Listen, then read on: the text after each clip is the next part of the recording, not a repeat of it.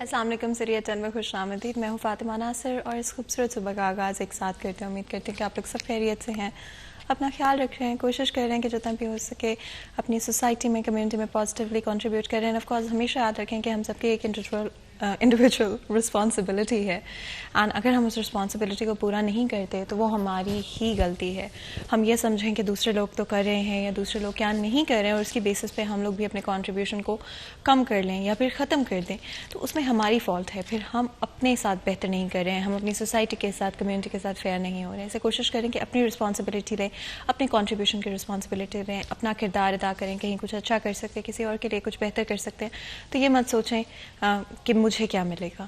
کرنے کی کوشش کریں, اور جب ہم دوسروں کے لیے کچھ کرتے ہیں تو اچھا بھی محسوس ہوتا ہے, اللہ تعالیٰ بھی خوش ہوتے ہیں. آگے بڑھتے ہیں. ایک دن ایک نیکی میں مفتی احمد علی ہمارے ساتھ موجود ہوں گے, چلتے ہیں ان کی طرف.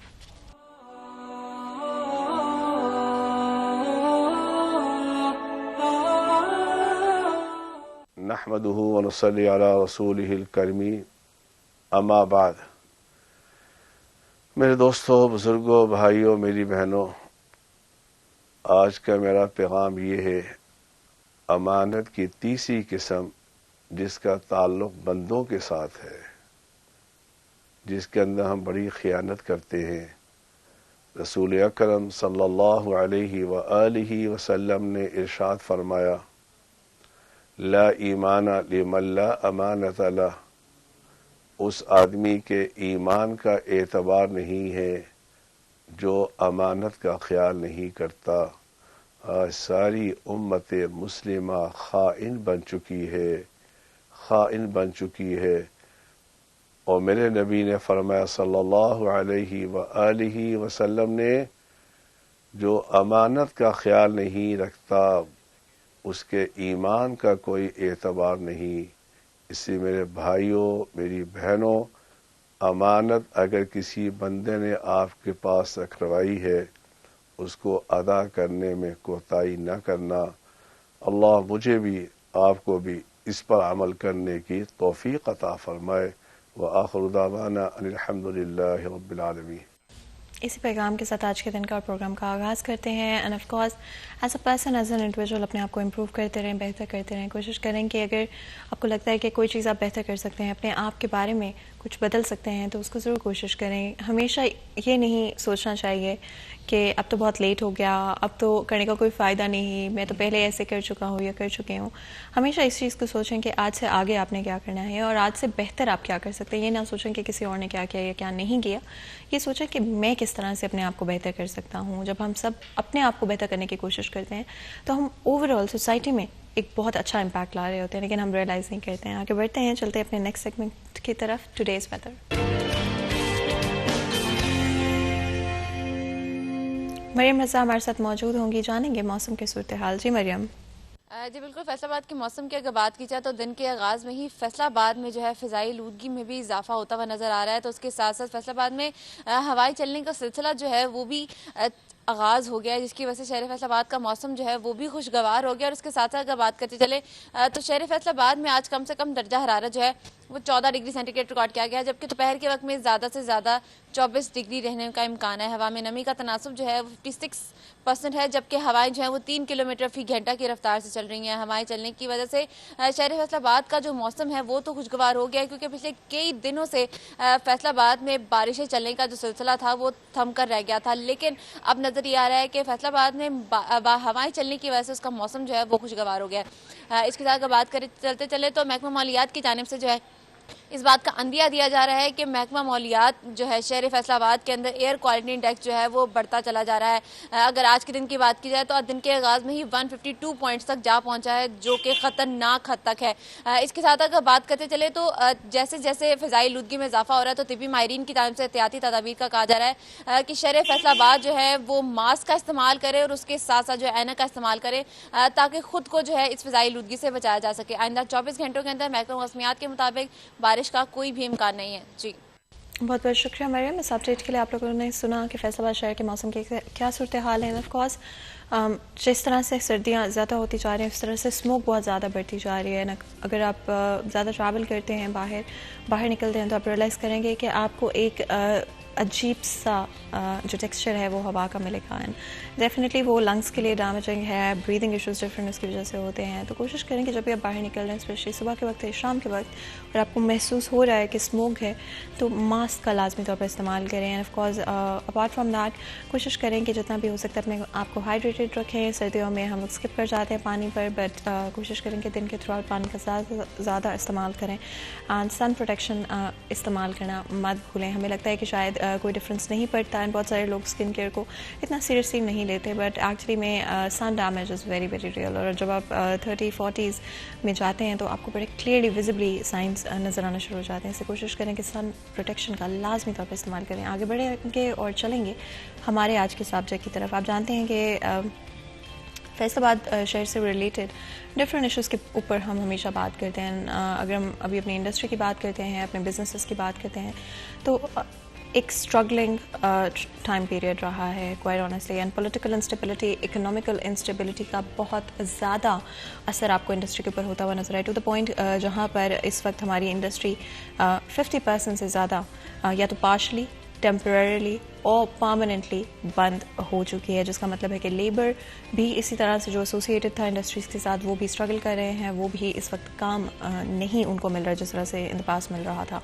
एंड इलेक्ट्रिसिटी प्राइसेस, गैस की अवेलेबिलिटी, ओवरऑल गैस की प्राइसेस पर भी बात करेंगे. डॉलर की फ्लक्चुएशन पर भी बात करेंगे. हमारे साथ दो बहुत ही खास मेहमान मौजूद हैं जो कि आज के हमारे इस डिस्कशन में हमारे साथ देंगे.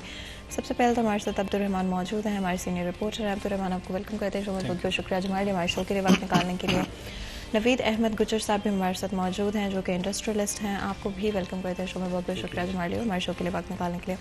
अब्दुर्रहमान, जिस तरह से मैं बात करती कि डेफिनेटली ये एक बहुत डिफ़िकल्ट टाइम पीरियड रहा है हमारी इंडस्ट्री के लिए, हमारे बिजनेसेस के लिए फैसलाबाद शहर में. एंड नॉट ओनली एक सर्टन ए बिज़नेस का, बट मोस्ट बिजनेसेस इस वक्त इम्पैक्टेड हैं. जो स्मॉल मीडियम इंडस्ट्री है, लार्ज स्केल मैन्युफैक्चरर्स हैं, हर कोई अक्रॉस द बोर्ड हमें इम्पैक्ट होता हुआ नज़र आता है. क्या ओपिनियन है आपका, और क्या आने वाले वक्त में हम इसको बेहतर होता हुआ देख पाएंगे?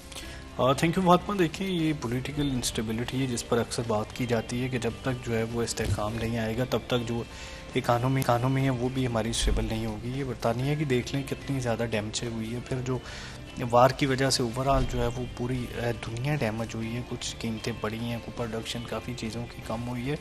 तो पूरी दुनिया के साथ साथ हमें भी मुश्किलात का सामना है. लेकिन अनफॉर्चुनेटली यहाँ पर ये हुआ कि हुकूमत चेंज हो गई, उसके बाद जो है वो ये चीज़ें डबल अंदाज में सामने आई. यानी कि इन्फ्लेशन तो पूरी दुनिया में हुई है, हमारे कुछ ज़्यादा हो गई है और वो इवन 30% पर पहुंच गई. इसी तरह से जो हमारे शरह सूद है वो 16% पे पहुंच गई है. तो इसमें मैं देख रहा था कि अभी जो है वो इस टेनोर में सबसे कम जो है वो कर्ज़े लिए गए प्राइवेट जो इंडस्ट्री की जानब से, क्योंकि शरह सूद ही बहुत ज़्यादा जो है वो हाई हो चुकी है. तो इतने 16% बैंक का जो है वो फीस, फिर उस पर जो है बैंक अपने चार्जेस डालते हैं, वो समझ लें 19-20% तक चला जाता है.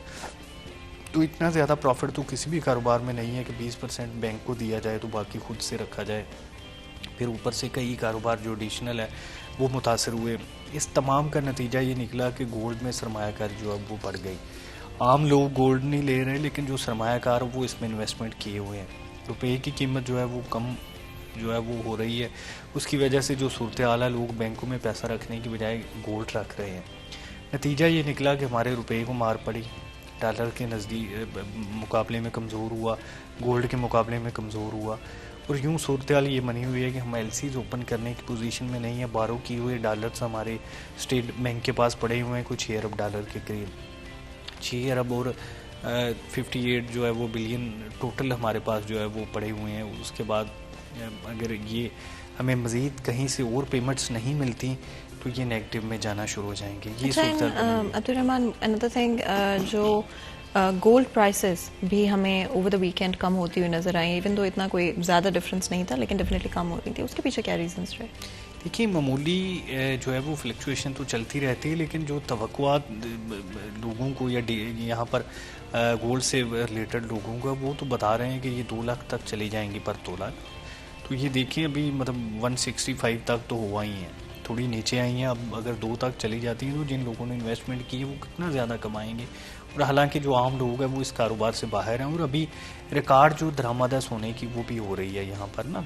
इससे आप अंदाज़ा लगा लें कि कुछ लोगों की तरजीहात क्या हैं, कि जहाँ पर मुल्क में जो है वो हर चीज़ मुतासर हो रही है, वहीं गोल्ड जो है वो रिकॉर्ड तादाद में यहाँ पर लाया जा रहा है, उसमें इन्वेस्टमेंट की जा रही है। लकड़ी बड़ी तादाद में यहाँ पर आई है, और उसका अगर डिफरेंस हम देख लें पिछले बरसों से, तो इस बरस को कम से कम 34% लकड़ी बाहर से ज़्यादा कनाडा से या इटली से जो है वो दरामद की गई। तो ये हमारी चीज़ें हैं कि ये वो चीज़ें हैं, लग्जरी आइटम्स हैं जिन पर इंपोर्ट अगर बैन भी कर दी जाए, ना भी बैन की जाए, टैक्सेस बढ़ा दिए जाएं, तो फिर भी गुजारा चल जाएगा। लेकिन हमारी जो एलीट हुकूमत है, उन्होंने एलीट की जो अशिया हैं उन पे जो ड्यूटीज़ है वो कम है, जो ज़रूरत ज़िंदगी की अशिया है उन पे ड्यूटीज़ ज़्यादा। भी देख लें आप, प्याज समेत अदरक सब्जियां जो है वो एलसीज ओपन नहीं कर रहे और वो पड़ी हुई हैं, सोयाबीन पड़ी हुई हैं।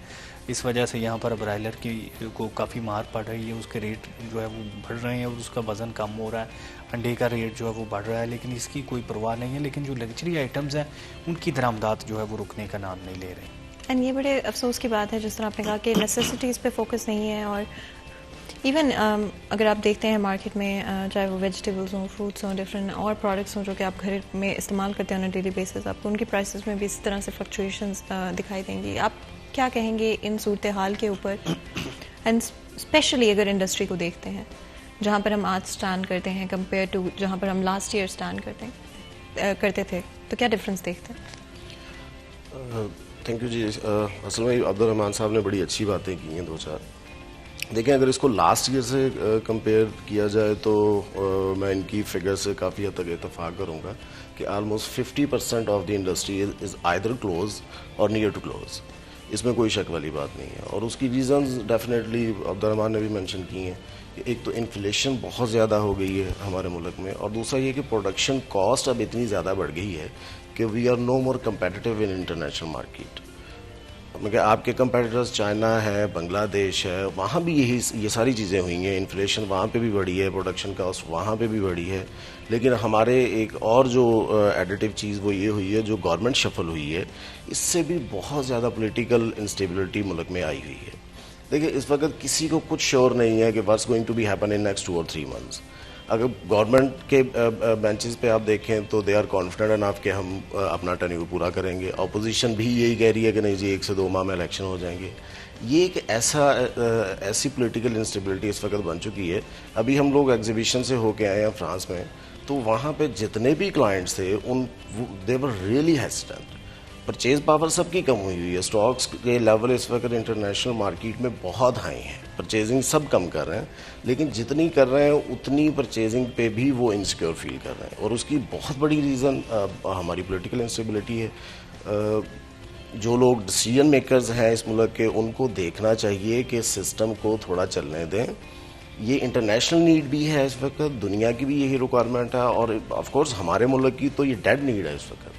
एंड अगर आप देखते हैं आज जहाँ पर हम पहुँचे हैं, इसमें सबसे ज़्यादा किसका रोल रहा है? देखिए जी, इट्स रियली हार्ड टू से, ये थोड़ा पॉलिटिकल क्वेश्चन हो जाएगा। हाँ, देखें इसमें कोई दो, मतलब bad policy making, bad decisions, bad economy, of course everything. देखिए, मैं अब्दुल-रहमान साहब मेरे से ज़्यादा इन लोगों से इन टच हैं, जो हमारे पॉलिटिशियंस हैं, हमारी ब्यूरोक्रेसी है।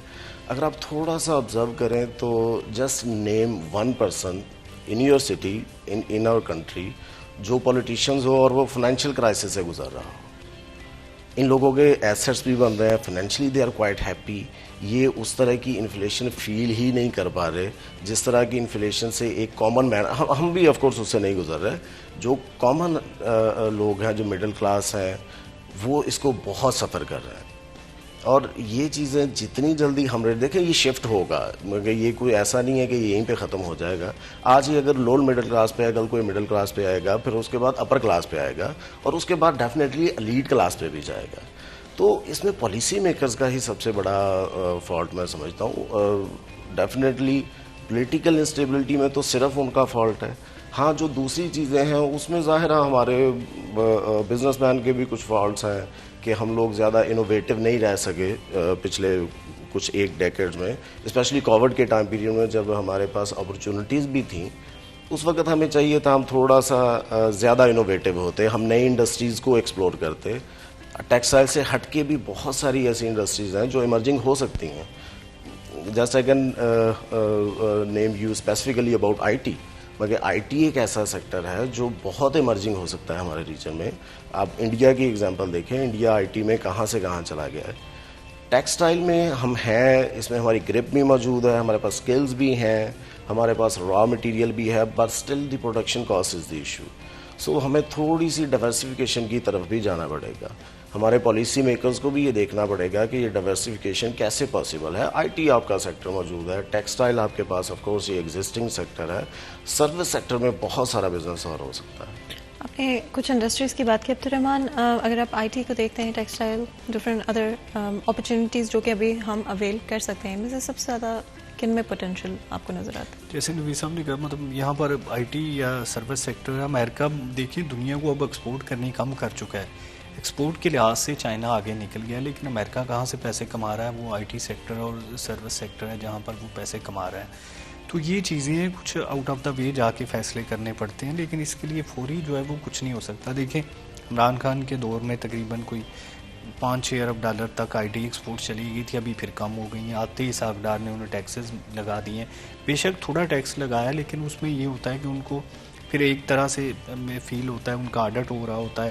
باہر سے دیکھیں جو پیسے لا رہا ہے, یہ تو انڈیا بنگلہ دیش میں تو کہا جاتا ہے کہ انہیں کچھ حکومت کی جانب سے مزید پیسے دیے جاتے ہیں نا. فرض کرے اگر کوئی $100 باہر سے لا رہا ہے تو انہیں $10 یا $5 اور دیے جاتے ہیں اپنی طرف سے, کیونکہ وہ جو ہے وہ ان کے ریزرو بڑھا رہا ہے. لیکن یہاں پر ان کو ہم ٹیکس نیٹ میں لا رہے ہیں, یہ ہمارا سب سے بڑا فالٹ ہے.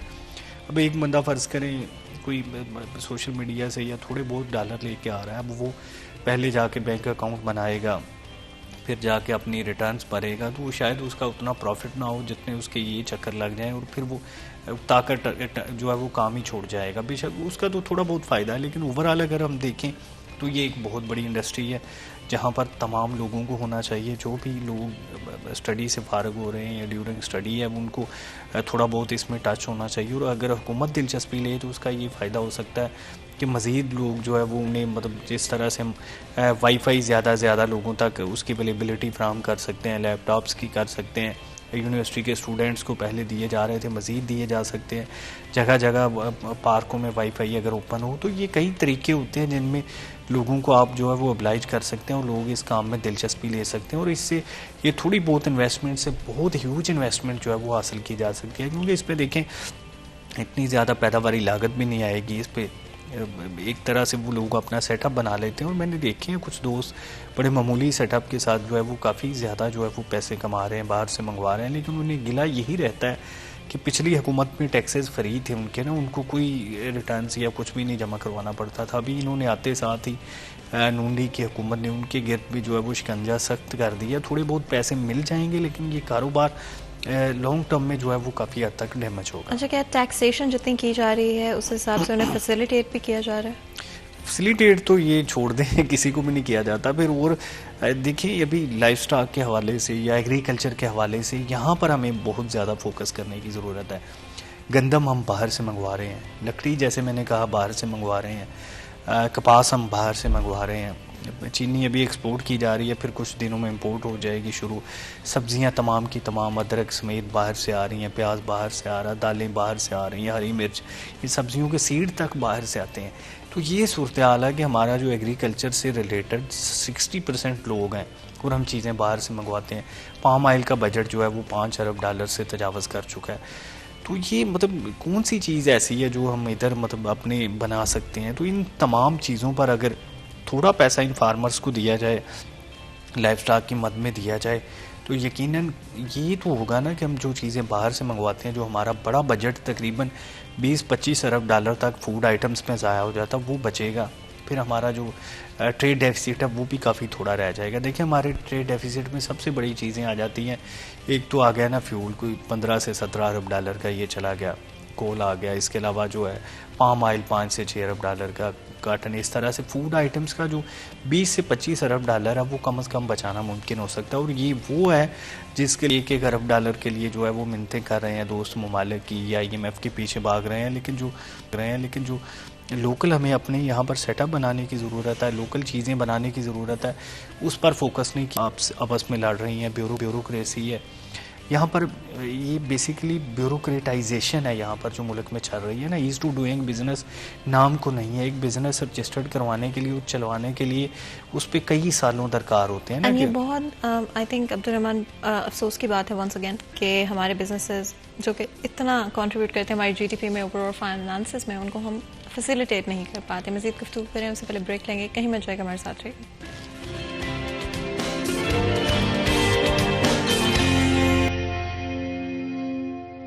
ویلکم بیک اسٹے 10 میں ایک دفعہ پھر آپ کو خوش آمدید کہتے ہیں. بریک میں جانے سے پہلے گفتگو جاری تھی، بات کر رہے ہیں بزنسز کے حوالے سے ڈفرینٹ اپرچونیٹیز جو کہ ہمارے پاس موجود تھیں especially during corona and even moving forward from that کہ آج ہمارے پاس کیا ڈومینس یا کیا ڈائریکشنز اویلیبل ہیں، لیکن کیا گورنمنٹ کی طرف سے فیسیلیٹیٹ کیا جاتا ہے، کیا ایز آف ڈوئنگ بزنس آج ہمارے ملک میں موجود ہے. آئی ڈو تھنک کہ most of it connects back to political and economical circumstances. تو کیا وہ آج بہتر ہے؟ کیا آنے والے وقت میں ڈیسیجنز ہونے چاہیے، کیا پالیسیز ہونی چاہیے؟ اگر آپ اس پہ کامنٹ کرنا چاہیں کہاں پر ہم غلط ہیں اس وقت، اینڈ گلوبل ریسیشن کو مائنڈ میں رکھتے ہوئے اوور آل اس طرح کی سچویشن جہاں پر it is difficult, things are different, بڑی بڑی ٹیک کمپنیز بھی سفر کر رہی ہیں، but at the same time کیا ہم وہ نیسیسری اسٹیپس یا پالیسیز ان پلیس رکھ رہے ہیں جس کی وجہ سے لوگ، بزنسز، لیبر آگے سروائیو کر سکتے ہیں؟ لیکن اس میں میں تھوڑا عبدالرحمٰن کی بات کو کنٹینیو کروں گا کہ جو ٹیکس نیٹ ورک میں اب بیسیکلی انڈسٹریز جو پہلے نہیں بھی تھی، جیسے آئی ٹی کی انہوں نے بات کی ہے، ہم لوگ تو خیر ایکسپورٹر ہونے کے ناطے پہلے ہی ٹیکس نیٹ ورک میں پورے طریقے سے مل گیا، ہمیں تو پے کر کے پھر ہمیں بعد میں پیسے ملتے ہیں. تو اس میں ایک چیز کو میں ایڈ آن یہ کرنا چاہوں گا کہ جو بہت ضروری ہے، جو باہر ماڈرن ورلڈ میں بھی دیکھتے ہیں کہ جو آپ کا ٹیکس پیئر ہے بیسیکلی اس کو سوک لائف میں فیسیلیٹیٹ نہیں کیا جاتا. لائک اس کی ایگزامپل آپ ایسے لیں کہ ہمارے معاشرے میں کچھ چیزیں بڑی امپورٹنس رکھتی ہیں، وہ ہے آپ کا تھانہ، کچہری، ہاسپٹل، یہ آپ کی سوک لائف کی چیزیں ہیں. تو ہم لوگ آبزرو کرتے ہیں لائک یورپ میں، یو ایس اے میں، کہ وہاں پہ ٹیکس پیئرز کے لیے ہر جگہ پہ الگ سے کاؤنٹر بنے ہوئے ہیں. مگر آپ کا ٹیکس پیئر ایک تھانے میں جاتا ہے تو اس کو وی آئی پی پروٹوکول دیا جاتا ہے، ہاسپٹل میں جاتا ہے اس کو وی آئی پی پروٹوکول دیا جاتا ہے، ایئرپورٹس پہ، ٹرین اسٹیشن پہ، لائک ایوری ویئر. یہ چیز بڑی ضروری ہے کہ آپ اگر لوگوں کو رسپیکٹ دینا اس سے مشروط کر دیں کہ کون کتنا ٹیکس پے کر رہا ہے. یہی وہ چیز ہے جو ہم اپنے پولیٹیشین سے ڈیمانڈ کرتے ہیں کہ جی میں تھانے میں جاؤں تو فلانے ایم پی اے کا فون آ جائے، ایم این اے کا فون آ جائے. اگر یہی چیزیں آپ ٹیکس پیئرز کو دے دیں اور لوگوں کو بتائیں کہ جی آپ جتنا زیادہ ٹیکس دیں گے اتنی ہی زیادہ سوک رسپیکٹ آپ کو دی جائے گی، تو میرا خیال ہے کہ اس نیٹ ورک کو بڑھایا بھی جا سکتا ہے اور جو لوگ دے رہے ہیں وہ اور انکریج بھی ہوں گے. اچھا، باقی آگے جو آپ نے بات کی کہ اس میں امیجیٹ سٹیپس کیا ہو سکتے ہیں، ڈیفینیٹلی ہم پہلے بھی وہی ڈسکس کر رہے ہیں کہ پولیٹیکل اسٹیبلٹی تو سب سے امپورٹنٹ چیز ہے جو امیجیٹلی اس وقت ضرورت ہے ہمارے ملک کی. اور دوسرا جیسے ہم نے پہلے بھی بات کی تھی کہ کچھ نئے سیکٹرز چاہیے، کچھ نئی انوویشنز چاہیے. ایکسپورٹر ہونے کے ناطے، بزنس مین ہونے کے ناطے ہمارے بھی کچھ فرائض بنتے ہیں کہ ہم بھی مارکیٹس کو زیادہ ایکسپلور کریں. فار ایگزامپل اس وقت یورپ کرائسس میں چل رہا ہے، یورپ میں بہت زیادہ ریسیشن ہے، but U S A doing pretty well. Like میں صرف ٹیکسٹائل سیکٹر کی بات کر رہا ہوں. جی عبدالرحمان صاحب، آپ ذرا اس پہ تفصیل سے بات کریں. بالکل جی، بہت بہت شکریہ کال کرنے کا. ہمارے ساتھ کالر موجود تھے. اور عبدالرحمان عبداللہ صاحب دیکھیں، یہ سیالکوٹ کی انڈسٹری جو ہماری بڑی بات کرتے ہیں، ہم یہاں پر فٹ بال بیچتے ہیں یا شرٹس بیچتے ہیں، پولو جو ابھی فٹ بال میں لوگوں نے پہنی ہوئی ہیں، تو یہ ان پہ فاطمہ وہ آرٹیکل بھی چھپتے رہے ہیں. تقریباً $8 سے $10 خرچہ اس کا ہوتا ہے یہاں پر، جو کپڑے سے لے کر جب شرٹ بنتی ہے، پیکنگ، چیکنگ، وہاں تک جو اس کے ٹیکسز وغیرہ یا اس کی ٹریولنگ کو $10 ایک شرٹ پہ خرچہ آ رہا. تو یہ گراؤنڈ میں ادھر تقریباً $80 سے $100 کے درمیان اویلیبل ہے نا. تو اس میں فیفا بھی کما رہا ہے، قطر بھی کما رہا ہے، جو ادھر کے لوگ ہیں وہ بھی کما رہے ہیں. تو یہ ایسے ہی ہوتا ہے فٹ بال میں بھی کہ یہاں پر اس سے یہ ہمارا ملک جو ہے وہ بیسیکلی چیزیں ایکسپورٹ کرتا ہے. جو ہماری فٹ بال ٹیم ہے وہ تو 150ویں نمبر پر ہے، وہ تو شاید ابھی 8, 10, 20 سال تک جو ہے وہ فٹ بال نہ کھیل سکے. تو یہاں پر فائدہ یہ ہے کہ ہماری جو ایکسپورٹ بڑھ رہی ہیں یا جو ہمارا کچھ ایک پیٹرن بن چکا ہے کہ جس میں فٹ بال زیادہ سے زیادہ یہاں سے جاتے ہیں یا شرٹس جاتی ہیں، تو ہم کو تو صرف یہ فائدہ ہوتا ہے.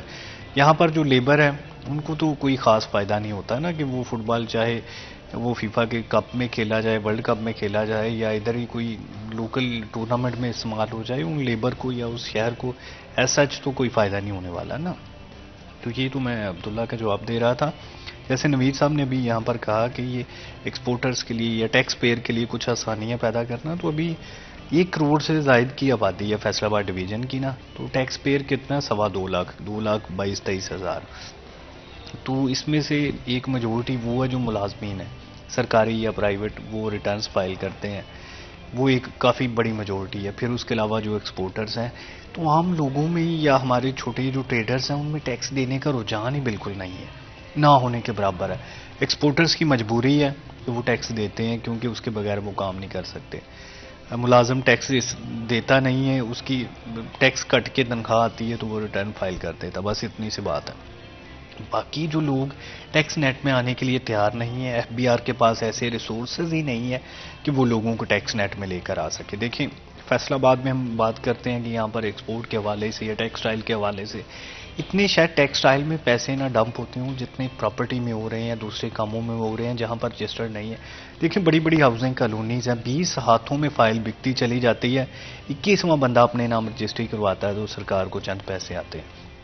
باقی 20 لوگوں نے اگر 50 ہزار 1 لاکھ روپے پروفٹ بھی کمایا تو وہ ایسے ہی چلا جاتا ہے. گاڑیوں کی جو اون منی کہتے ہیں وہ سارا کا سارا جو ہے وہ اللیگل ہے. تو یہاں پر ہمارے اللیگل بزنس جو ہے وہ بہت زیادہ، اتنے زیادہ ہے کہ یہاں پر یہ بلال گنج مارکیٹ سمیت دیکھ لیں، باہر سے چیزیں امپورٹ ہو کے آتی ہیں، ایسے لوگوں کو کیش دے دی جاتی ہیں. اینڈ عبدالرحمن اگر آپ اس پہ بھی کامنٹ کریں، اللیگل بزنسز ہونے کے پیچھے بھی کچھ ریزنز ہیں. ایک تو آئی تھنک مانیٹر اتنا اچھا نہیں کیا جاتا، کوئی لائبلٹیز نہیں ہے، ان کو پتہ ہے کہ اگر پکڑے بھی جائیں گے تو کہیں نہ کہیں پیسے دے کے یا انڈر دا ٹیبل کر سکتے ہیں چیزوں کو مینج. اور کیا ریزنز ہیں جو اللیگل ایکٹیویٹی بزنسز زیادہ آپ کو نظر آتے ہیں؟ دیکھیے فاطمہ، یہ مطلب ایک میرج ہال اگر وہ ٹیکس لگاتا ہے یا ہوٹل لگاتا ہے تو اس کی جو لاگت ہے وہ عام کسٹمر کو کافی مہنگی پڑے گی. ایک نہیں لگاتا تو وہ سستے داموں چیز دے گا، وہ سارے لوگ ادھر جائیں گے جو سستے داموں دے رہا ہے، تو وہ میجورٹی وہ ہے جو سستے داموں دے رہی ہے. ایف بی آر سمیت جتنے بھی ٹیکسیشن والے انسٹیٹیوٹ ہیں ان کے پاس اتنی افرادی قوت بھی نہیں ہے، ان کے پاس اتنی صلاحیتیں بھی نہیں ہیں، اور وہاں پر تو کلرک کے لیے 2 کمشنر آپس میں لڑ رہے ہوتے ہیں، ایک کلرک ہوتا ہے ان کے لیے.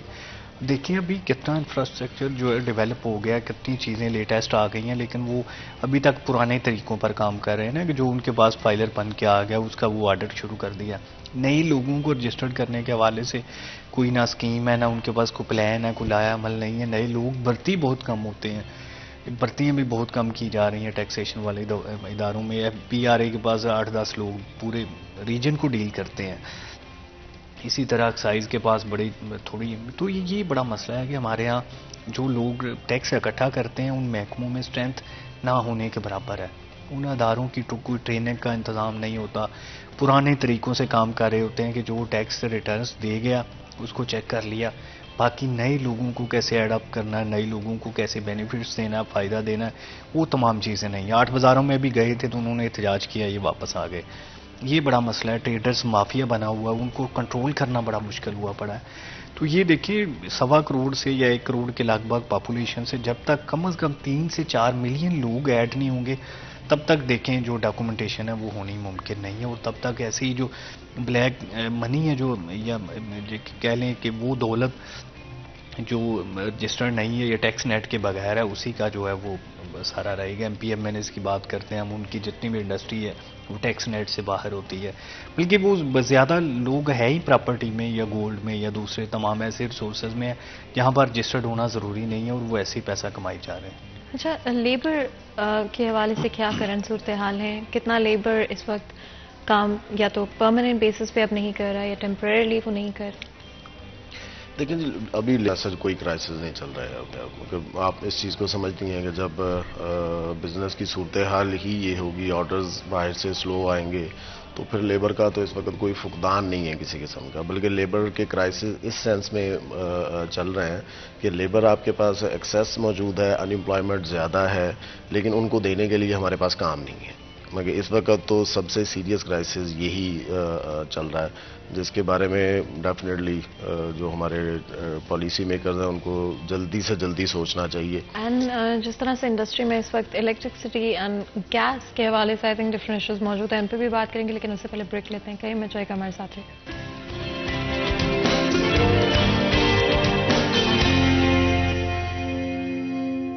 ویلکم بیک سیریز 10 میں ایک دفعہ پھر آپ کو خوش آمدید کہتے ہیں. بریک میں جان سے پہلے گفتگو جاری تھی، بات کریں انڈسٹری کے حوالے سے ڈفرنٹ ایشوز جو کہ ہماری انڈسٹری میں آج ایگزسٹ کرتے ہیں. آف کورس کس طرح سے وہ امپیکٹ کر رہے ہیں ہماری عوام کو، کس طرح سے بزنس اونرز کو، لیبر کو، کوئی بھی ایسوسیٹڈ جو شخص ہے انڈسٹری کے ساتھ، آج اس کے کیا سرکمسٹانسز ہیں اور کیا ہماری گورنمنٹ ہماری انڈسٹری کو پرائیورٹائز کرے، پالیسیز کو پرائیورٹائز کرے، اکنامیکل اینڈ پولیٹیکل انسٹیبلٹی کو ریورس کرنے کی کوشش کر رہی ہے یا نہیں کر رہی ہے. عبد الرحمان، جس طرح میں بریک میں جانے سے پہلے بات کری تھی کہ one of the most important things اس مومنٹ پہ الیکٹرسٹی پرائسز، گیس کی availability and prices down the line, یہ کیا ڈائریکشن لے سکتی ہیں آگے جاتے ہوئے؟ دیکھیں، بات میں پیداواری لاگت بڑھنے سے ہمارے پاس پہلے ہی آرڈر بہت زیادہ لوز ہو چکے ہیں. نوید صاحب نے کہا کہ ابھی کوئی 50% تک جو ہے ہم اپنی جو ایکسپورٹ ہے وہ کم کیے بیٹھے ہیں، انڈسٹری بند ہونے کے قریب ہے. تو یہ آنے والے دنوں میں مزید اس کے نیگیٹو امپیکٹ ہی ہوں گے عام لوگوں کے لیے. تو دیکھیں، گرمیوں میں بجلی کا بل پے کرنا بڑا مشکل ہوا پڑا تھا. سب سے زیادہ جو ہے وہ لوگوں کے میٹر ریموو ہوئے، کنیکشن ریموو ہوئے، اور اس کا نقصان اونلی کو یہ ہوا کہ جتنے بھی ضمنی انتخابات ہوئے وہ ہار گئے. آنے والے دنوں میں بھی یہی امپیکٹ ہوگا. تو دوسری بات جو ہے وہ گیس کی، آپ دیکھ لیں لوڈ شیڈنگ گھروں میں کتنی زیادہ ہو رہی ہے، بلکہ اب تو چند گھنٹوں کے لیے آتی ہے اور زیادہ ٹائم کے لیے غائب رہتی ہے. تو یہ تو مطلب جو بھی اس کی ریزن ہو، لیکن لوگ تو یہی سمجھتے ہیں کہ یہ حکومتی نااہلی ہے. اب پھر پیٹرولیم مصنوعات کی قیمتیں دیکھ لیں نا کہ ابھی کوئی 80-75 جو ہے وہ ڈالر کے قریب آ گئی ہیں فی بیرل. تو یہ بڑی کم قیمت ہے. تب پچھلے برس کی بات کریں تو ہمارے ملک میں کوئی 150 کے قریب تھا لیٹر، ابھی جو ہے وہ 225 ہے. تو یہ 75 روپے کا فرق آ گیا. تو یہ بڑا مسئلہ ہے. ڈالر، پھر ہمارے پاس ڈالر کے ذخائر کم ہوتے چلے جا رہے ہیں. اتنی زیادہ بلیڈنگ ہے کہ ہم امپورٹ کبھی بند کرتے ہیں، کبھی کھولتے ہیں، کبھی ڈیوٹی بڑھا دیتے ہیں، لیکن کچھ بھی نہیں ہو پا رہا. تو اس ممالک سے باہر کر کے پیسے رکھتے ہیں، وہ بھی ختم ہو جاتے ہیں. اور ابھی جتنے پڑے ہوئے ہیں یہ 1 سے 2 مہینوں کے درآمدی بل کے برابر ہیں. اس کے بعد پھر شارٹیج ہوگی. تو یہ سمجھ لیں کہ ڈیفالٹ ہو چکے ہیں انآفیشلی. بس وہ مطلب کچھ چیزیں ہیں جن کی وجہ سے بس بچے ہوئے ہیں، اور وہ کب تک بچے ہوئے ہیں یہ کوئی اندازہ نہیں ہے. 2 مہینے، 4 مہینے، 6 مہینے، جتنا لیٹ ہوتا جائے گا اتنے زیادہ جو ہے وہ یہ پولیٹیکل انسٹیبلٹی بڑھتی چلی جائے گی، اور جو ہماری اکانومی ہے وہ مزید بیئر کرتے چلی جائے گی. اینڈ جس طرح اگر ہم کمپیریزن کرتے ہیں ڈفرنٹ ادر کنٹریز کے ساتھ جو کہ ریجن میں موجود ہیں، کس طرح سے ان کی industry even given the recession, even given different financial circumstances جو کہ آن اے گلوبل اسکیل موجود ہیں، وہ کس طرح سے ڈفرنٹ کر رہے ہیں چیزوں کو؟ کیوں وہ اس طرح سے اسٹرگل نہیں کر رہے جس طرح ہم پاکستان کی انڈسٹری اسٹرگل کرتے ہوئے نظر آ رہے ہیں؟ دیکھیں جی، ہمارا سب سے بڑا ایشو تو لیک آف پلاننگ ہے.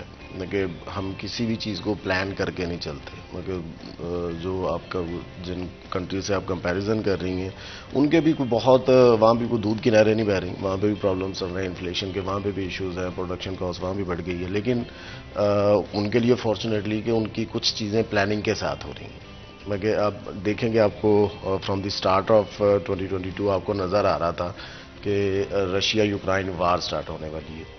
اچھا، اس میں ایک چیز یہ تھی، دوسرا چیز یہ تھا کہ پوسٹ کووڈ کرائسس بھی آنے والے ہیں پوری دنیا میں. یہ نظر آ رہا تھا سب کو. ہم تھوڑا بہت جتنا ٹریول کرتے ہیں ہمیں بھی لوگ بتا رہے تھے کہ یار next year is going to be more crucial than what you already face in Covid. تو یہ نظر آ رہا تھا. اچھا، اس کے لیے ہم نے کچھ پلان نہیں کیا سرے سے، بلکہ جو ہم نے پلان کیا that was totally reverse to what should have been happened. اس میں گورنمنٹ شفل ہو گئی، اور گورنمنٹ شفل کے بعد کے کرائسس دوسروں سے ہمارے ڈبل ہو گئے. تو یہ چیز بڑی امپورٹنٹ ہے کہ آپ کو، دنیا اس وقت پلاننگ کے مطابق چلتی ہے. مگر چھوٹی چھوٹی آرگنائزیشنز کی بھی اگر آپ مثال کو اٹھائیں تو آپ کو نظر آئے گا کہ ہر آرگنائزیشن اپنی فیزیبلٹی بناتی ہے، اپنا ایک پرپوز بجٹ رکھتی ہے کہ جی اگلے سال ہم نے یہ کچھ کرنا ہے، یہ کوئی نئی انویسٹمنٹ کرنی ہے، یہ پروڈکشن کو ہم نے ایکسپینڈ کرنا ہے. تو یہ اگر ایک چھوٹی آرگنائزیشن کے لیے یہ ضروری ہے کہ وہ پلاننگ کے تحت چلے، تو just imagine about a country تو اگر ایک پورا ملک بغیر پلاننگ کے تحت چل رہا ہے, ہمیں پتہ ہی کچھ نہیں ہے کہ نیکسٹ ایئر ہمارے پاس کتنی گیس موجود ہوگی, کتنے ہمارے پاس انرجی کے ریسورسز ہوں گے, کتنا پیٹرولیم کہاں پہ اس کی پرائس ہوگی, تو آپ کیسے اگلا سال پلان کریں گے؟ کیونکہ ہمارے لیے تو اس وقت ایک مہینہ پلان کرنا بھی مشکل ہے. لیکن اگر آپ نے مارکیٹ کو کمپیٹ کرنا ہے نیبرنگ کنٹریز کے ساتھ, آپ نے اپنی پروڈکشن کاسٹ کو بھی کم رکھنا ہے, ڈیفینیٹلی تبھی آپ کی امپلائمنٹ بھی جنریٹ ہوگی, بزنس بھی آئے گا, اسٹیٹ بزنس بھی رن ہوگا. تو اس کے لیے پلاننگ بہت ضروری ہے, اور وہ پلاننگ اگر آپ آج نہیں کریں گے تو پھر آپ کبھی بھی نہیں کر پائیں گے. اینڈ جس طرح آپ نے کچھ وقت پہلے بات کی تھی ریسرچ اینڈ ڈیولپمنٹ کی, کس طرح سے اگین سم تھنگ جو کہ اگر انڈیا کو دیکھیں, بنگلہ دیش کو دیکھیں, they really worked on that. Abdul Rahman, کیا آپ کو لگتا ہے کہ اگر ہم ریسرچ اینڈ ڈیولپمنٹ کی طرف لے کر آئیں اپنی انڈسٹری کو, کیا ہم کمپیریٹیولی ان صورتحال میں بھی بہتر پرفارم کر پائیں گے؟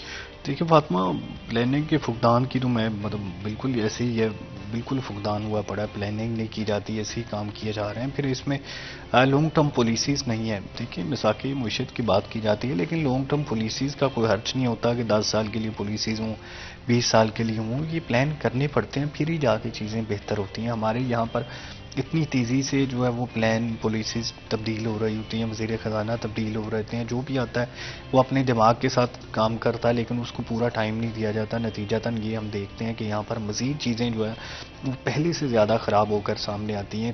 خزانہ خالی ہے یہ نعرہ تو آتے ساتھ ہی لگانا شروع کر دیتے ہیں نا.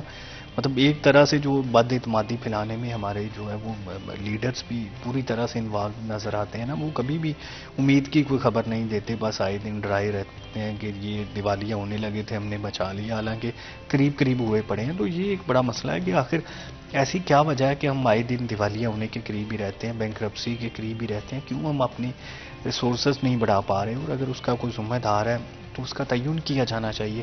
تعین بھی نہیں ہو رہا, کچھ چیزیں بھی سامنے نہیں آ رہی, رونا بھی رو رہے ہیں, اور حکومت بھی کیے جا رہے ہوتے ہیں ڈٹ کے. تو یہ کچھ چیزیں ہیں جن کی وجہ سے معاملات خراب ہوتے ہیں. دیکھیے اس میں سیاسی پارٹیوں کی کو یہ ایک ڈیسیجن کرنے ہوں گے, آج نہیں کریں گے 10 سال بعد کریں گے.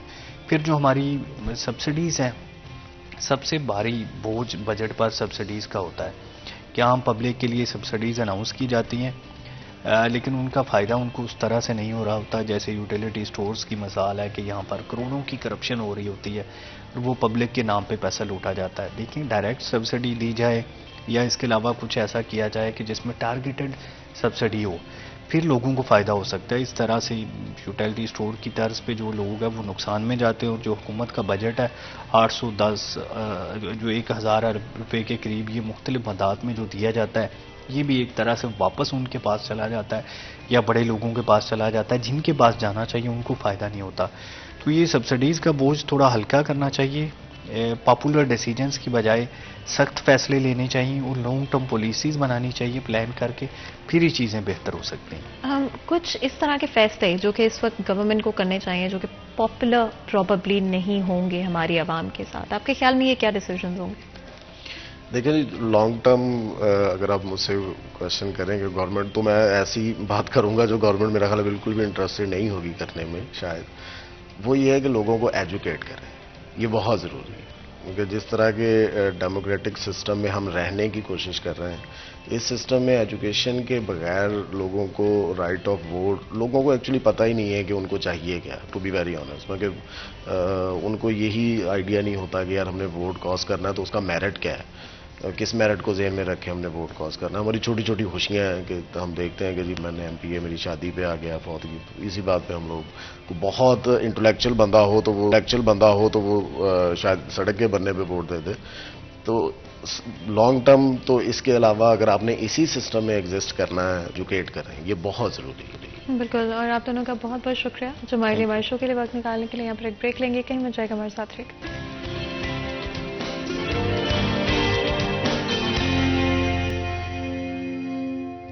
Welcome back. سیریز 10 میں ایک دفعہ پھر آپ کو خوش آمدید کہتے ہیں. بریک میں جان سے پہلے گفتگو جاری تھی. آج ہمارے فرسٹ ہاف انڈسٹریز کے بارے میں تھا, ان کس طرح سے بزنسز فیصل آباد شہر میں امپیکٹ ہوئے ہیں, اینڈ کیا ریزنز رہے ہیں. Political instability, economical instability, bad policy making and government کے لیے ہمارے بزنسز ایک پرائیورٹی نہ ہونا at the moment. And of course جہاں پہ پولیٹیکل ٹرمول ہوتا ہے وہاں پر آپ کسی بھی چیز کو پرائیورٹائز نہیں کر پاتے ہیں. عام عوام کی نیڈس, لیبر کی نیڈس, لیبرز کی ریکوائرمنٹس, ہر چیز اس وقت سائڈ لائن ہو گئی ہے اور پورا کا پورا فوکس اور اٹینشن صرف اور صرف پولیٹیکل مسائل میں ہے. کون پولیٹیکلی آگے ہے, کون پیچھے ہے, کون کیا کر رہے, کون کیا نہیں کر رہے. اینڈ جہاں پر فوکس ہونا چاہیے کوائٹ آنیسٹلی وہاں پر نہیں ہے.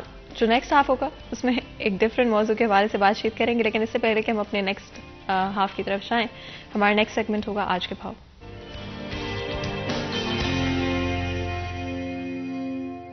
محمد بلال ٹوکر ہمارے ساتھ موجود ہوں گے, جانیں گے ریٹس کے حوالے سے. جی بلال. جی بالکل, مارکیٹ کمیٹی فیصلہ آباد کی جانب سے آج بروز سوموار کی ریٹ لسٹ جو جاری کر دی گئی ہے. ہفتے کا آغاز کے ساتھ ہی عام آدمی کے لیے خوشخبری گزشتہ 3 روز سے بریک لگی نظر آتی ہے, اور ادارہ شماریات کی بھی جو گزشتہ ہفتے کی رپورٹ تھی وہ مستحکم صورتحال دکھا رہی تھی. اگر اس ہفتے کے آغاز کے اندر دیکھیں 16 روپے فی کلو جو ہے برائڈل مرغی کا گوشت جو سستا ہوا ہے, اور سستا ہوتے ہوئے قیمت 366 روپے کلو ہو گئی ہے.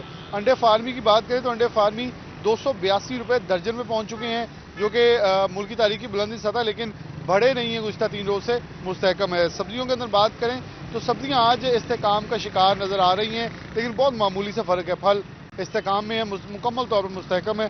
آلو کا چھلکا 50 پہ ہے, آلو نیا 40 پہ ہے, ٹماٹر 95 پہ ہے, ادرک تھائی لینڈ 280 پہ ہے, لہسن چائنا 310 پہ ہے, پیاز 5 روپے سستا ہوا ہے, جو کہ کم ہوتا ہے 205 سے 200 روپے کلو ہو گیا ہے. لیمو چائنا 5 روپے مہنگا ہوا ہے 55 سے 60 کا, سبز مرچ 72 کی ہے, بند گوبھی اور پھول گوبھی 22 روپے کلو ہے. کریلا 10 روپے سستا ہوا ہے 65 سے 55 روپے کلو, بینگن 32 پہ ہے, کھیرے 50 پہ ہے, مٹر سبز 85 ہے, شملہ مرچ 65 روپے کلو, جبکہ دھنیا 30 روپے کلو ہے. پھلوں میں بات کریں تو سیب کالا کلو 250 پہ ہے, سیب سفید 155 پہ ہے, کیلا 120 روپے درجن ہے, جبکہ فروٹ اور مالٹا 150 روپے درجن ہے. انگور گولا 290 پہ ہے, انگور ٹافی 290 پہ, انار کندھاری 330 پہ, انار بدانا 490 پر. مالٹا شکری اور موسمی فی درجن 120 روپے درجن کے اوپر برقرار ہے. قیمتوں کے اندر دیکھیں تو صرف محض 3 کموڈٹیز ایسی ہیں جو سبزیوں کے اندر 2 میں کمی 1 میں اضافہ دیکھا, وہ بڑا معمولی سے اضافہ, لیکن سستا پروٹین عام آدمی کے لیے آنے والے دنوں میں جیسے کہ اگر دیکھیں تو وفاقی موسم ٹیکس جو ہے ان کی طرف سے احکامات جاری ہونے کے بعد سویابین ریلیز ہو جاتا ہے, تو آنے والے دنوں میں برائیلر مرغی کا گوشت اور فارمی انڈے مزید سستے ہونے کے امکانات ہیں. جی ویلکم بیک سیریز اینڈ میں ایک دفعہ پھر آپ کو خوش آمدید کہتے ہیں. بریک میں جان سے پہلے گفتگو جاری تھی, اور آپ جانتے ہیں کہ ہم ڈیفینیٹلی کوشش کر رہے تھے کہ ڈفرینٹ ٹاپکس کے حوالے سے بات چیت کریں. آگے بڑھتے ہوئے ڈرمٹالوجی کے حوالے سے بات کریں, کس طرح سے ہم سردیوں میں بہتر طریقے سے اپنی اسکن کا خیال رکھ سکتے ہیں. ہمارے ساتھ ایک بہت ہی خاص مہمان میں اسٹوڈیو میں جوائن کریں, ڈاکٹر سلیم غوری ہمارے ساتھ موجود ہیں, ڈرمٹالوجسٹ ہیں, اسکن اسپیشلسٹ ہیں. آپ کو ویلکم کرتے ہیں شو میں, بہت بہت شکریہ ہمارے لیے اور ہمارے شو کے لیے وقت نکالنے کے لیے. اینڈ آف کورس جس طرح سے سردیوں میں آئی تھنک سب کی اسکن کہیں نہ کہیں to a certain extent damage ہو جاتی ہے یا ڈرائینس کا ایشو آپ کو آنے لگتا ہے. کیا ریکمینڈ کریں گے موائزنگ کے حوالے سے, آپ کی کیا اسکن کیئر روٹین ہونی چاہیے؟ سب سے پہلے تو میں آپ کا شکریہ ادا کرتا ہوں کہ آپ نے آج ایک بار پھر مجھے اپنے پروگرام میں انوائٹ کیا اور جلد کے حوالے سے بات کرنے کی دعوت دی. مختلف موسموں کے ہماری جلد کے اوپر مختلف اثرات ہوتے ہیں. مجھے یاد ہے کہ پچھلے پروگرام میں ہم نے گرمیوں کے حوالے سے خاص طور پہ اسکن پہ بات کی تھی, اور اب چونکہ موسم تبدیل ہو رہا ہے تو جیسے ہی یہ خشک اور سرد ہوائیں چلنی شروع ہوتی ہیں ہماری جلد پر بھی اس کے اثرات نظر آنے شروع ہو جاتے ہیں. ہماری جلد خشک ہونی شروع ہو جاتی ہے, اس کے اوپر سکیلز ظاہر ہونے شروع ہو جاتے ہیں, ہلکے سے کٹس بھی آ جاتے ہیں جنہیں ہم فشر کہتے ہیں. کئی جگہ پہ جلد تھک بھی ہو جاتی ہے. یہ فشرز اور تھکنس خاص طور پہ ایڑیوں پہ دیکھنے میں آتی ہے. بعض لوگ جن کی جلد سینسٹیو ہے ان میں کئی قسم کی اسکن کی ڈیزیزز بھی زیادہ اپیئر ہونی شروع ہو جاتی ہیں. جلد پہ سرخ دھبے بن سکتے ہیں, کئی جگہ پہ جلد سوجنی بھی شروع ہو سکتی ہے. جب سردی اور زیادہ ہوتی ہے تو کچھ لوگوں میں ہاتھوں اور پاؤں کی انگلیاں سوجنی شروع ہو جاتی ہیں, سرخ ہو جاتی ہیں, اور بعد میں یہ نیلی رنگت اختیار کر لیتی ہیں. تو یہ سارے وہ مختلف اثرات ہیں جو سردیوں کے شروع ہونے کے بعد ہماری جلد کے اوپر دیکھنے میں آتے ہیں. दूसरा पहलू जो आपके सवाल का था कि हम इसके हवाले से क्या कर सकते हैं, तो इन्हीं असरात को मद्देनज़र रखते हुए दो चीज़ों की तो बहुत ही ज़रूरत है। एक तो ये कि हमें अपनी जिल्द को मॉइस्चराइज रखना है, और दूसरा हमें कोई ना कोई सन ब्लॉक या सनस्क्रीन इस्तेमाल करनी है।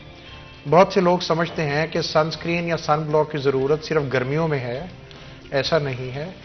गर्मियों में टेम्परेचर बढ़ता है और सर्दियों में टेम्परेचर कम हो जाता है, लेकिन धूप या सूरज की छांव के असरात उसी तरह से रहते हैं। बल्कि सर्दियों में कई दफ़ा इनका असर इस तरह बढ़ जाता है कि बहुत से लोग सर्दी से बचने के लिए धूप में बैठते हैं, तो सूरज की छांव के असरात उन पर फिर और ज़्यादा होते हैं। तो अपनी जिल्द को सूरज की छांव, ख़ास तौर पे उसमें जो अल्ट्रावायलेट रेज है, उनके मुज़िर असरात से बचाने के लिए बहुत ज़रूरी है कि हम कोई ना कोई सन ब्लॉक या सनस्क्रीन बाकायदगी से इस्तेमाल करें। दूसरा, मैंने जिस तरह कहा कि हमें अपनी जिल्द को मॉइस्चराइज रखने की ज़रूरत है। दिन के टाइम जब हम बाहर निकलते हैं तो ये सर्द और खुश्क हवाएं हमारी जिल्द को ज़्यादा मुतासिर करती हैं। रात को तो अमूमन इंडोर होते हैं, तो हमें कोई ना कोई ऐसा डे टाइम मॉइस्चराइज़र यूज़ करने की ज़रूरत है जो हम दिन में 2-3 बार अप्लाई करें, जो हमारी जिल्द को मॉइस्चराइज भी रखे और हमें धूप की छांव से भी बचाए। और आजकल मार्केट डे टाइम मॉइस्चराइजर्स मिल जाते हैं जो जिल्द को नरम भी रखते हैं और जिल्द को सूरज की मुज़िर छांव से भी बचाते हैं। उनमें ऑलरेडी कोई ना कोई सनस्क्रीन शामिल होती है। अच्छा, सनस्क्रीन के बारे में कहा जाता है कि आपको हर कुछ घंटों के बाद रीअप्लाई करनी चाहिए। Is that accurate? क्या सिर्फ कुछ घंटों के लिए सन प्रोटेक्शन रहता है या काम करता है? असल में कोई भी सनस्क्रीन जो आप अप्लाई करते हैं उसका 3-4 घंटे से ज़्यादा असर नहीं रहता, तो इसलिए एटलीस्ट ट्वाइस अ डे तो आपको ज़रूर इस्तेमाल करनी चाहिए। एक बार सुबह और एक बार दोपहर को। ज़ोहर के वक्त अक्सर लोग अपना वज़ू करते वक्त चेहरा धोते हैं, सुबह अप्लाई करें और ज़ोहर के बाद एक बार दोबारा अप्लाई कर लें। तो ये कम से कम, इससे ज़्यादा अगर आपका आउटडोर एक्सपोजर ज़्यादा है तो आप इसकी अप्लाई करने की फ्रीक्वेंसी बढ़ा भी सकते हैं। एक और अहम फैक्टर जो इसके हवाले से है वो है SPF या सन प्रोटेक्शन फैक्टर का। मुख्तलिफ SPF के सनस्क्रीन या सन ब्लॉक मार्केट में मिल जाते हैं। SPF वो चीज़ है कि आपकी जिल्द को किस हद तक वो सूरज की छांव से प्रोटेक्ट कर रही है उसके मुकाबले में, जबकि आपने वो चीज़ नहीं अप्लाई की हुई। तो मार्केट में हमें अपने मौसम के मुताबिक और अपनी जिल्द के मुताबिक अमूमन कोई भी सनस्क्रीन जो 30 से लेके 50 की रेंज में है वो हमारे लिए इफेक्टिव है। और ये 30 से 50 SPF की जो सनस्क्रीन्स हैं ये मोस्टली 95 बल्कि 97-98% तक अल्ट्रावायलेट रेज के असरात को कवर कर लेती हैं। इससे ज़्यादा अगर हम यूज़ करते हैं, चलें SPF 60 तक भी ठीक है, लेकिन इससे ज़्यादा की हमें ज़रूरत नहीं है, जो कि मार्केट में SPF 100 तक भी मिल जाती हैं, लेकिन वो ज़्यादा थिक हो जाती हैं और उनको अप्लाई करने से उलझन ही ज़्यादा होती है। तो अगर आप कोई भी सनस्क्रीन जिसका SPF 30-35 से लेकर 60 तक है तो ये एक इफेक्टिव सनस्क्रीन है। और फ्रीक्वेंसी मैंने अर्ज किया कि 2 से 3 मरतबा ज़रूर अप्लाई करनी चाहिए। अच्छा, बहुत सारे लोग सीरम्स का भी इस्तेमाल करते हैं, डिफरेंट सीरम्स का इस्तेमाल करते हैं अपनी स्किन केयर रूटीन के अंदर। क्या सीरम इस्तेमाल करते हुए अगर आप उसके साथ सनस्क्रीन को भी पेयर अप कर रहे हैं तो क्या आप किसी तरह से किसी भी चीज़ की जो इफेक्टिवनेस है उसे कम कर रहे हैं? नहीं, इसमें भी कम्बिनेशन में कई सीरम्स मिल जाते हैं आजकल लगाने के लिए। बहुत से सीरम हैं जिनके अंदर विटामिन C या उनसे रिलेटेड प्रोडक्ट्स मौजूद हैं और ये इफेक्टिव हैं आपकी स्किन को आजकल के मौसम में प्रोटेक्ट करने के लिए। विटामिन C की अपनी सन प्रोटेक्शन क्वालिटीज़ हैं। तो अगर आप कोई ऐसा सीरम यूज़ कर रहे हैं जिसमें विटामिन C भी है और कोई एडिड सनस्क्रीन भी है तो ये एक अच्छा कम्बिनेशन है। और जिस तरह मैंने पहले अर्ज की कि आजकल मार्केट में बहुत से ऐसे कम्बिनेशन अवेलेबल हैं। एंड क्या आपको लगता है कि आप अपनी स्किन केयर में ओवरडू भी कर सकते हैं चीज़ों को? कितने प्रोडक्ट्स एक वक्त पे आपको इस्तेमाल करने चाहिए? जी, एक वक्त में अगर आप मुख्तलिफ प्रोडक्ट एक दूसरे के ऊपर लगाते जाएंगे तो यकीनन उनके वो असरात नहीं होंगे जो डिजायर्ड हैं, बल्कि शायद कुछ मुज़िर असरात भी शामिल होने शुरू कर लें। तो मैं तो यही अर्ज करूंगा कि एक वक्त में तो आप एक ही प्रोडक्ट लगाएं, कोशिश करें कि उसमें कम्बिनेशन में कुछ चीज़ें हों, जैसे कि मॉइस्चराइज़र, डे टाइम मॉइस्चराइज़र भी हो और सनस्क्रीन भी हो। सीरम फॉर्म में है तो वो भी आपकी स्किन को अच्छा रख सकता है। उसमें विटामिन सी जिस तरह पहले कहा कि आजकल मिल जाते हैं। तो बहुत ज़्यादा प्रोडक्ट्स आपको एक ही वक्त में नहीं लगाने चाहिए। एंड जिस तरह से टोनर का इस्तेमाल किया जाता है, क्या सर्दियों में टोनर इस्तेमाल करना चाहिए? जी क्यों नहीं, लेकिन इसके बेहतर तरीका ये है कि रोज़ाना रात को आप सोने से पहले अपनी जिल्द को थोड़ी सी क्लिनजिंग करें, उसमें कुछ टोनर भी इस्तेमाल कर लें और फिर रात के वक्त एक डिफरेंट कोई मॉइस्चराइजर लगा के अपनी जिल्द की हिफाजत करें। ऐसे क्या इंग्रेडिएंट्स हैं जो कि अगर जैसे नाइट टाइम क्रीम कहा जाता है और डे टाइम क्रीम कहा जाता है, SPF के अलावा और क्या डिफरेंस होता है दोनों में? ये प्रोडक्ट्स मुख्तलिफ जो हैं ऑयल बेस्ड होती हैं और वाटर बेस्ड होती हैं। कई दफ़ा जो ऑयल बेस्ड प्रोडक्ट्स हैं वो आपकी जिल्द के ऊपर ग्रीजी नज़र आती हैं और दिन के टाइम लगानी मुश्किल हो जाती हैं। तो ज़्यादा बेहतर ये है कि ऑयल बेस्ड प्रोडक्ट्स आप रात के टाइम लगाएं और दिन के टाइम अगर आप कोई मॉइस्चराइजर्स लगाना चाहते हैं तो शायद वाटर बेस्ड प्रोडक्ट्स कम से कम कॉस्मेटिक हद तक वो ज़्यादा बेहतर रहेंगे। एंड मेकअप का इस्तेमाल, ऑफ कोर्स कितना मेकअप इज़ टू मच, कितना इज़ ओके, एंड इसमें मैं ज़रूर चाहूँगी हम बात करें, लेकिन हमारे साथ एक कॉलर मौजूद है, पहले बात कर लेते हैं। अस्सलाम वालेकुम जी। अस्सलाम वालेकुम जी, कौन बात कर रहे हैं, कहाँ से बात कर रहे हैं? मोहम्मद असगर फैसलाबाद से कर रहा हूँ बाद में। जी, कुछ पूछेंगे, कुछ शेयर करेंगे? हाँ जी, वो ना मेरे ना वो जो चेहरे पे ना दाग हैं, चाहिए पड़ जाती है चाहिए। जी जी हेलो, जी जी बिल्कुल, आप बात करें मेरे लिए। जी बिल्कुल। डॉक्टर आप कुछ पूछना चाहेंगे? कह रहे थे कि चेहरे पर दाग हैं, छाइयाँ पड़ जाती हैं, कुछ पूछना चाहेंगे? और नहीं, देखें जो चेहरे पे दाग और जिन्हें आप छाइयाँ कह रहे हैं पड़ जाती हैं, इसकी अमूमन 2-3 ही वजूहात होती हैं। अमूमन ये उन लोगों में ज्यादा देखने में आती हैं जिनका सन एक्सपोजर ज्यादा है। एक्चुअली तो ये एक तरह से टैनिंग की ही एक शक्ल है जो कि जिल्द के या चेहरे की स्किन के मुख्तलिफ हिस्सों के ऊपर ज्यादा नुमायान। आप देखें चेहरे पे जहां पे उभार हैं, जैसे कि ये चीक के प्रोमिनेंसीज हैं, इन जगहों पे, ये माथे पे, इन जगहों पे या नाक के ऊपर, नेजल ब्रिज के ऊपर, इन जगहों पे ये छाइयां या स्याइयां ज्यादा नजर आती हैं। तो सबसे ज्यादा तो ये उन्हीं लोगों में देखने में आती हैं जिनका सन एक्सपोजर ज्यादा है। इसके अलावा ये बाज दवाइयों के मुज़िर असरात के तौर पर भी नमूदार हो सकती हैं। इनमें कई पेन किलर्स भी शामिल हैं, कई एंटीबायोटिक्स भी शामिल हैं और कई और दवाइयां जो कि चेहरे के ऊपर इस किस्म के असरात पैदा कर सकती हैं। और इनके इलाज के लिए बहुत जरूरी है, एक जो हम पहले बात कर चुके, धूप से बचाओ, किसी सन ब्लॉक या सनस्क्रीन का मुस्तकिल बुनियादों पर इस्तेमाल, और दूसरा फिर इनको लाइट करने के लिए मुख्तलिफ क्रीम्स अवेलेबल हैं जो कि इसको कुछ ब्लीच कर देती हैं, लाइट कर देती हैं। अगर आप वो क्रीम्स इस्तेमाल करके फिर मुस्तकिल सन प्रोटेक्शन इस्तेमाल करें तो ये आप इफेक्टिवली इसको कंट्रोल कर सकते हैं।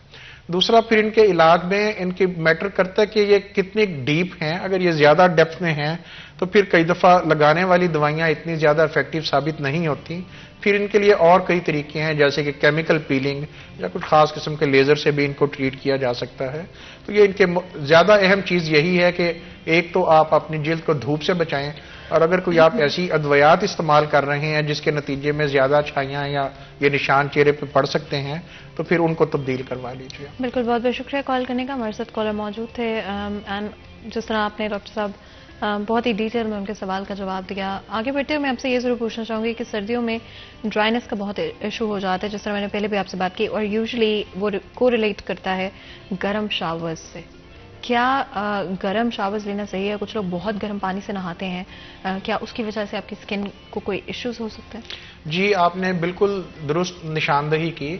सर्दियों में जहां हमारी जिल्द के ऊपर खुश्क और सर्द हवाएं खुश्की को पैदा करने के बाइस बनती हैं, वहीं पे एक्सेसिवली हॉट शावर या बाथ ये भी हमारी जिल्द को और ज्यादा ड्राई करता है। आइडियल टेम्परेचर क्या होगा?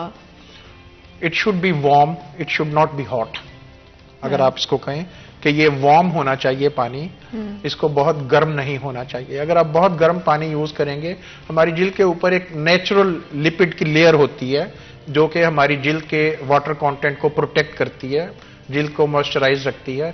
बहुत ज्यादा हॉट वाटर यूज करने से ये लिपिड लेयर डैमेज होगी और नतीजतन जो आपकी स्किन का वाटर लेवल है वो भी कम होगा और स्किन मजीद ड्राई और डैमेज नजर आएगी। एंड क्रैक्ड एड़ियाँ भी आपको सर्दियों में ज़्यादा महसूस होती हैं, कहीं ना कहीं आपको डिफरेंट इश्यूज एक्सपीरियंस करने पड़ते हैं। हमारे साथ कॉलर भी मौजूद है, पहले बात कर लेते हैं। अस्सलाम वालेकुम जी। वालेकुम। जी, कौन बात कर रही हैं, कहाँ से बात कर रही हैं? जी मैं नरगिस बात कर रही हूँ। मेरी स्किन तो ऑयली है, यानी कि जितनी भी इधर टीवी पे या जिस भी शो में बात होती है वो सारी ड्राई स्किन के लिए होती है, लेकिन मेरी स्किन ऑयली है। मेरी स्किन के यानी कि ये ड्राई का कोई मसला नहीं है, बस ना वो निशान वगैरह और वो ब्लैक टील वगैरह वो वाले होते हैं। और ये मेरे ना हेयर में इतनी ज्यादा वो डैंड्रफ सी हो गई है। बिल्कुल जी, बहुत बहुत शुक्रिया कॉल। जी, बहुत बहुत शुक्रिया कॉल करने का। हमारे साथ कॉलर मौजूद थी, बात कर रही थी एक तो ऑयली स्किन के लिए क्या डिफरेंस होना चाहिए स्किन केयर के अंदर, और दूसरा आई थिंक वो अपनी स्कैल्प की बात कर रही थी कि ड्राइनेस किस तरह से रिजॉल्व हो सकती है।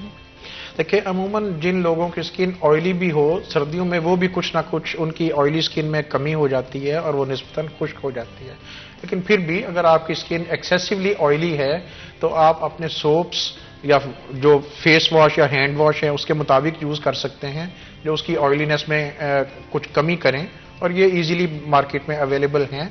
इसके अलावा हमने सन प्रोटेक्शन की बात की तो एक्सेसिवली स्वेटी या ऑयली स्किन के लिए फिर स्पेशल सन ब्लॉक्स मिलते हैं जिन्हें हम सीबम कंट्रोल सन ब्लॉक्स कहते हैं या सीबम कंट्रोल सनस्क्रीन्स कहते हैं।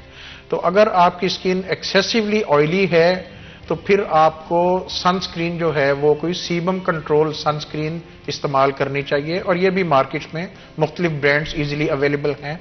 अलबत्ता ये आम सनस्क्रीन की निस्बत थोड़ी सी कॉस्टली होती हैं।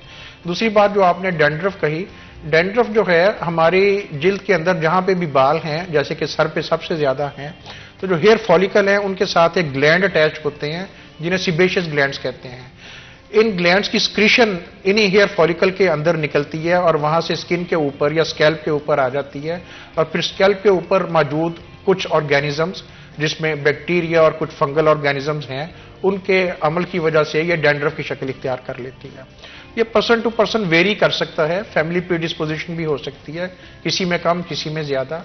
अगर एक्सेसिव डैंड्रफ की वजह से आप परेशान हैं तो उसको हम आजकल बहुत से बाजार में शैम्पूज और लोशंस अवेलेबल हैं जिनको कंट्रोल किया जा सकता है।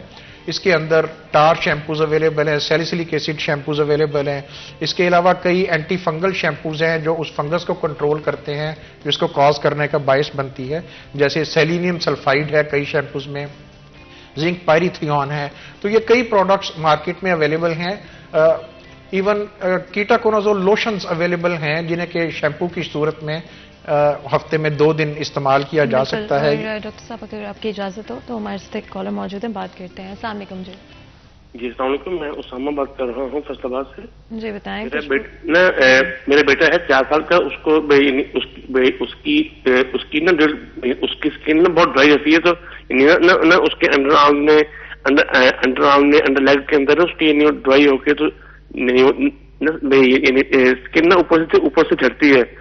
तो हमने यहाँ डॉक्टर को चेक कराया था तो उन्होंने कहा था कि इसको ना एक्जिमा है। मैंने उससे पता करना था कि उसको हम कैसे ट्रीट करेंगे। नहीं ये जब मौसम चेंज होता है नहीं अब ये सर्दियों में या गर्मियों में जब मौसम जब चेंज हो रहा होता है उसके बाद उसको बहुत इशू पेश आ रहा होता है।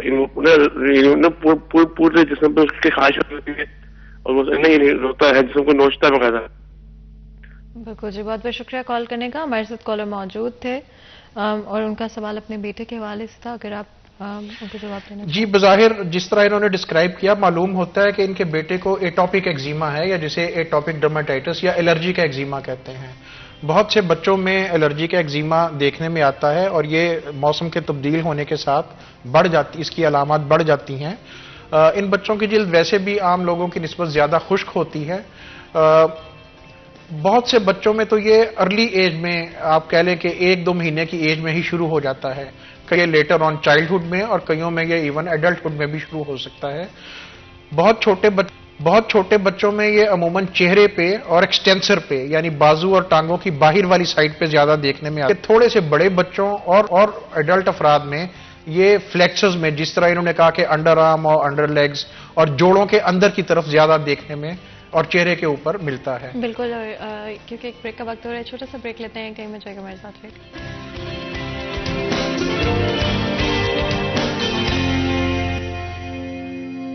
Welcome welcome back city at and ایک دفعہ پھر آپ کو خوش آمدید کہتے ہیں. بریک میں جانے سے پہلے گفتگو جائے تھے اسکن کے حوالے سے بات کر رہے ہیں, ڈفرینٹ ایشوز جو کہ ہماری اسکن سے ریلیٹ کرتے ہیں. ڈاکٹر صاحب آپ ہمارے کالر کو جواب دے رہے تھے بالکل بریک میں جانے سے پہلے, اگر آپ چاہتے ہیں تو وہیں سے کال کر سکتے ہیں. جی پلیز. جس طرح کے ابھی بریک سے پہلے بات ہو رہی تھی, بظاہر معلوم ہوتا ہے کہ ان کے بچے کو ایٹوپک ایگزیما ہے اور اس میں ایکساسربیشنز آتی رہتی ہیں موسم کے ساتھ بھی اور ادروائز بھی. ان بچوں کو عموماً الرجی کی وجہ سے نزلہ زکام یا سانس کی تکلیف بھی ہو سکتی ہے. ان بچوں کو عموماً اپنی الرجک پرابلمز کے لیے پرولونگ یا مستقل کیئر کی ضرورت ہوتی ہے. ایک خاص اہم بات یہی ہے کہ ان کو اپنے بچوں کی جلد کو موئسچرائز رکھنا چاہیے. جیسے ہی موسم تبدیل ہو کوئی نہ کوئی موئسچرائزر ریگولر بنیادوں پہ استعمال کرنا چاہیے. ان بچوں میں انفیکشنز بھی عموماً جلد کی انفیکشنز عام لوگوں کی نسبت زیادہ ہوتی ہیں, اس حوالے سے انہیں بچوں کی صفائی کا بھی خیال رکھنا چاہیے. اور اس کے علاوہ اگر ان کی جلد پہ جیسے کہ انہوں نے بتایا سرخ دھبے اور دانے اپیئر ہو رہے ہیں تو پھر انہیں چاہیے کہ کسی ڈرماٹولوجسٹ سے مشورہ کریں. اس کے لیے کوئی مائلڈ سٹیرائڈ یا ضرورت کے مطابق کوئی اور دوائی اس کے علاج کی ضرورت ہوگی. بالکل, ہمارے ساتھ ایک اور کالر موجود ہیں, بات کرتے ہیں. السلام علیکم جی. السلام علیکم. ہیلو جی کون بات کر رہے ہیں, کہاں سے بات کر رہے ہیں؟ جی خدا یار بات کر رہا ہوں ماموں کا نام فیصلہ آباد سے.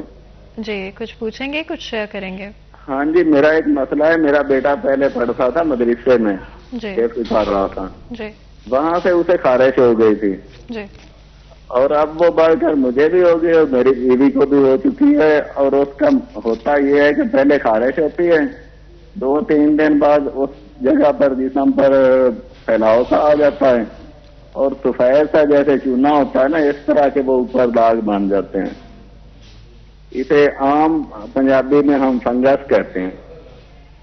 بالکل جی, اس کے بارے میں پوچھنا تھا. جی ڈاکٹر اگر آپ کچھ پوچھنا چاہیں ہمارے کالر سے. بالکل, میں شکریہ ادا کر دوں, بہت بہت شکریہ کال کرنے کا. اور ڈاکٹر صاحب اگر آپ ان کو جی, انہوں نے جس طرح ڈسکرائب کیا بظاہر معلوم ہوتا ہے کہ ان کو فنگس نہیں ہو سکتا, سپر ایڈڈ فنگس بھی ہو جاتی ہو, لیکن بظاہر یہ لگتا ہے کہ ان کو سکیبیز ہو گئی ہے. سکیبیز لگنے والی خارش کو کہتے ہیں. یہ ایک بہت چھوٹے کیڑے کو جو عام نظر سے تو صرف ایک ڈاٹ کی شکل میں نظر آتا ہے, اس کو میگنیفائنگ لینز یا مائکروسکوپ میں دیکھیں تو وہ بڑا دیکھا جا سکتا ہے. پنجابی کے اندر کھرک پہ گئی ہے, لگنے والی خارش جو ایک سے دوسرے کو منتقل ہو سکتی ہے. یہ پہلے تو یہ کافی عرصے بعد آتی تھی کہ جی 4 سال بعد آ گئی, 3 سال بعد لوگ زیادہ, لیکن اب تو یہ کچھ عرصے سے مستقل ہی دیکھنے میں آ رہی ہے. عموماً یہ بھی اس موسم میں سردیوں کے آغاز میں کچھ زیادہ ہو جاتی ہے. اس کے لیے جو اہم چیز ہے وہ اب لگانے والی دوائیاں اور کھانے والی دوائیاں بھی اویلیبل ہیں اور ڈاکٹر کی ہدایت کے مطابق استعمال کرنی چاہیے. لیکن جو سب سے ضروری چیز ہے کہ اس کا علاج بیک وقت گھر کے تمام افراد کو کرنا چاہیے. یہ سب سے ضروری چیز ہے جس کو کہ عموماً ہمارے مریض اس کا خیال نہیں رکھتے اور اس لیے یہ ٹھیک نہیں ہوتی, بار بار ایک دوسرے سے لگتی رہتی ہے.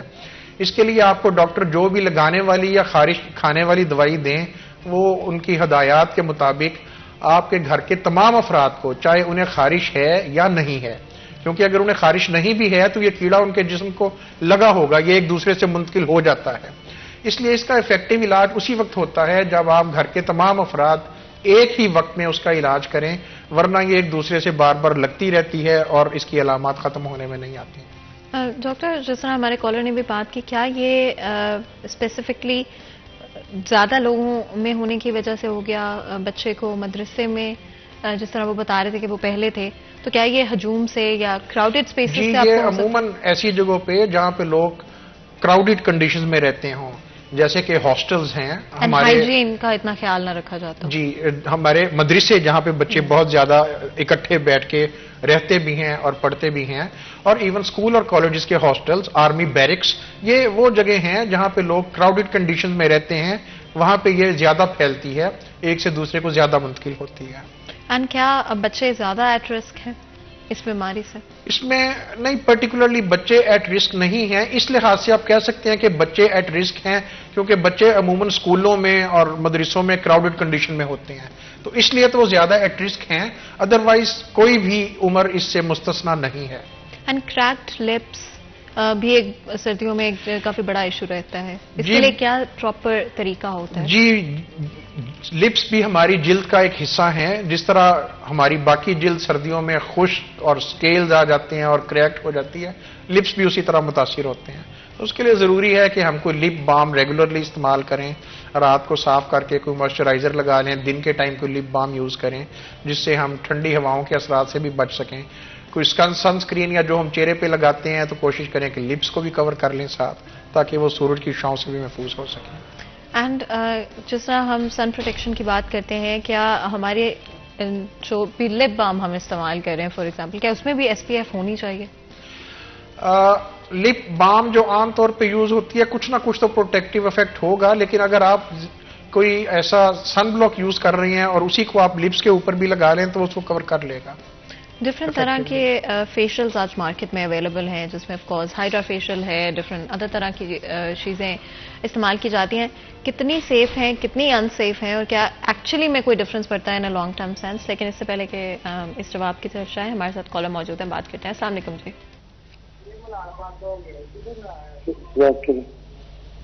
السلام علیکم جی، کون بات کر رہے ہیں، کہاں سے بات کر رہے ہیں؟ فیصل آباد سے بات کر رہا ہوں. جی بتائیں، کچھ پوچھیں گے، کچھ شیئر کریں گے؟ میں نے بتایا نا، ہم کو بیٹی 8-9 سال کی ہے جی. تو شروع سے اس کے سارے جسم پہ پانی والے تیل کے نکلتے ہیں، وہ پانی نکل جاتا ہے اور تو اس سے اتر جاتی ہے. اچھا ڈاکٹر صاحب، آپ سمجھ پائے سوال کو؟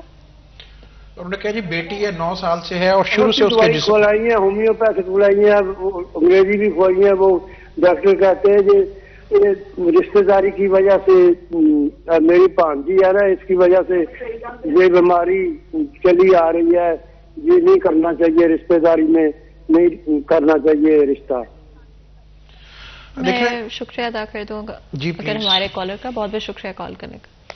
دیکھیں، میں صحیح طور پہ ان کی بات سمجھ نہیں سکا، لیکن جس طرح یہ بتا رہے ہیں غالباً یہ کسی ایسی بیماری میں بظاہر لگتا ہے کہ مبتلا ہیں جو کہ فیملی میں چلتی ہے، فیملیل ہے.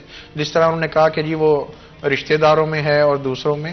بہت سے ایسی اسکن کی بیماریاں ہیں جنہیں ہم جینو ڈرمیٹوسس کہتے ہیں، جو پیرنٹ سے والدین کو منتقل ہوتی ہیں.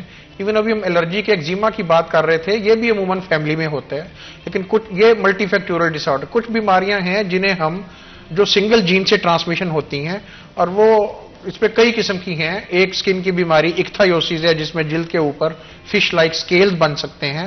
شاید ان کی بچی کو بھی اسی قسم کا کوئی مسئلہ ہو اور وہ والدین سے بچوں میں منتقل ہوتی ہیں. ان میں سے جو اس میں کئی قسمیں ہیں.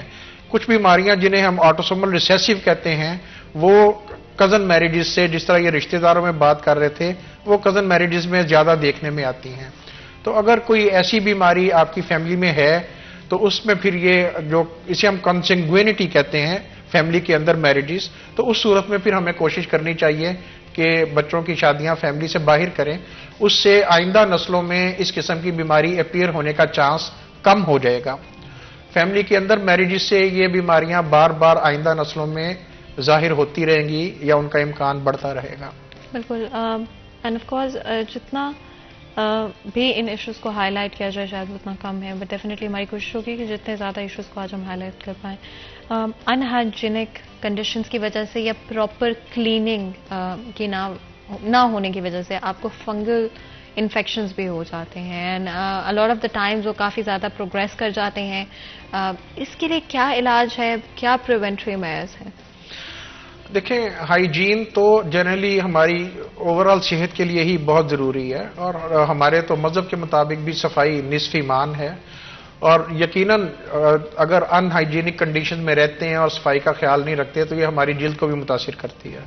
اس سے نہ صرف فنگل انفیکشن، بیکٹیریل انفیکشن بھی ہو سکتی ہیں، پیراسائٹک انفیسٹیشن بھی ہو سکتی ہیں. اگر آپ فنگل انفیکشن کی بات کریں تو اس کی مختلف ٹائپس ہیں جو جلد کے اوپر لگ سکتی ہیں، اور ہمیں اس کی ٹائپ کے مطابق ہی اس کا علاج کرنا پڑتا ہے.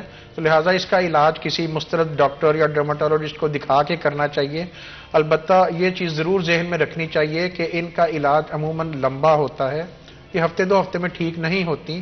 کوئی بھی فنگل انفیکشن اگر سکن پہ ہے تو اس کو 4-6 ہفتے یا 8 ہفتے اس کے ٹریٹمنٹ میں لگ سکتے ہیں. اگر یہی فنگس آپ کے بالوں یا ناخنوں کو متاثر کر رہی ہے تو اور زیادہ ٹائم لگ سکتا ہے، بالوں پہ 2-3 مہینے، اور اگر ناخن ہاتھوں کے ناخن ہیں تو کم از کم 3 مہینے، اور پاؤں کے ناخن ہیں تو کم از کم 6 مہینے اس کے علاج میں لگ سکتے ہیں۔ بالکل، ہمارے ساتھ کالر موجود ہے، اگر آپ کی اجازت ہو۔ السلام علیکم جی۔ السلام علیکم جی وعلیکم السلام جی، کون بات کر رہے ہیں، کہاں سے بات کر رہے ہیں؟ جی میں نے بتا دیا، گدر اس کو بولتے ہیں، وہ سمجھ گیا لڑکا پردھان صاحب سے اس کی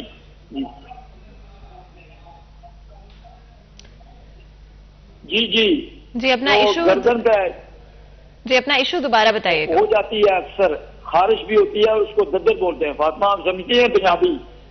جی جی بالکل بالکل، ہم آپ کی بات سمجھ رہے ہیں۔ اگر ایک دفعہ پھر آپ اپنا جو پرابلم ہے، جو کنسرن ہے، اسے ریپیٹ کر دیں تاکہ ڈاکٹر صاحب سن لیں۔ تو اب وطن واپس آ گیا ہوں، پنجابی نہیں بھولا۔ جی جی جی جی ان کی تو آواز بریک ہو کے آ رہی تھی تو سمجھ نہیں جی سکے۔ بالکل، بہت بہت شکریہ کال کرنے کا، ہمارے ساتھ کالر موجود تھے۔ اگر آپ چاہیں آپ دوبارہ کال کر سکتے ہیں۔ آپ کی آواز اصل میں بریک ہو رہی تھی تو ہم آپ کی بات پوری سمجھ نہیں پائے کہ آپ کیا کہنا چاہ رہے تھے یا کیا رہے تھے۔ اس سے پہلے کہ ہم مزید گفتگو کریں، بریک لیتے ہیں، کہیں مت جائے گا، ہمارے ساتھ رہے گا۔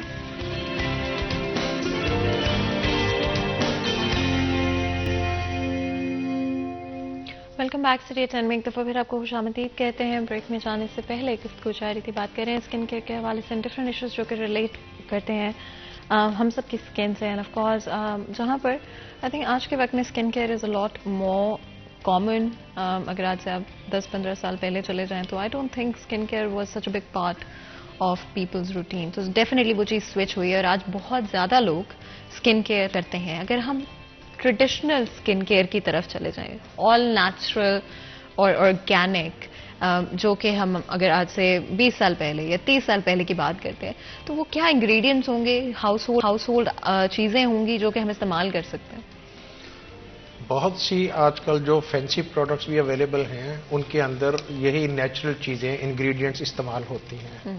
عرصے سے ہماری جلد کو بہتر رکھنے کے لیے گھروں میں مختلف قسم کے آئل کروڈ فارم میں استعمال ہوتے رہے ہیں۔ آج کل بھی اگر آپ چاہیں تو coconut oil, honey, even olive oil, یہ وہ چیزیں ہیں جو اسکن کیئر کے لیے، آپ کی اسکن کو موئسچرائز رکھنے کے لیے اچھی ہیں اور استعمال کی جا سکتی ہیں۔ اسی طریقے سے جلد کی دن کے ٹائم حفاظت کے لیے بھی کئی چیزیں جو ہیں وہ آپ استعمال کر سکتے ہیں۔ اپنی خوراک کو بھی آپ اس طرح سے رکھ سکتے ہیں نیچرل انگریڈینٹس کے طور پہ، جو کہ آپ کی جلد کو بہتر رکھنے میں معاون ثابت ہوں۔